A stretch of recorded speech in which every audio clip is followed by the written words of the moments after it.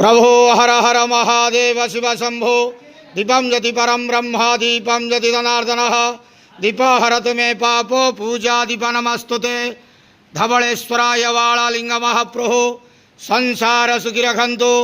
आज आषाढ़ मासर शुभ शनिवार रे समस्त श्रद्धालु भक्त मान को आश्रीपद करंतु, मनस्कामना पूर्ण करंतु, कर्म क्षेत्र उन्नति करंतु, ग्रह रिष्ट खंडन करंतु, जगतर मंगल करंतु, विश्वर कल्याण करंतु, आपणक नाम प्रकाश करंतु, सेवकर डाक श्रवण करंतु, समस्त गुआवसा भक्त मानकर मनस्कामना पूर्ण करंतु।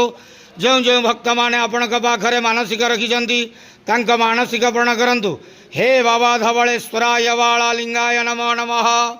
संसार सुखी रखंतु आनंद के वार हरि बोलो। आज आषाढ़ मासर शुभ शनिवार रे समस्त श्रद्धालु भक्त मान को आश्रीपद करंतु, आनंद के वार हरि बोलो। हर हर महादेव शिव शंभु बाबा धवलेश्वराय वालालिंगाय नमो नमः।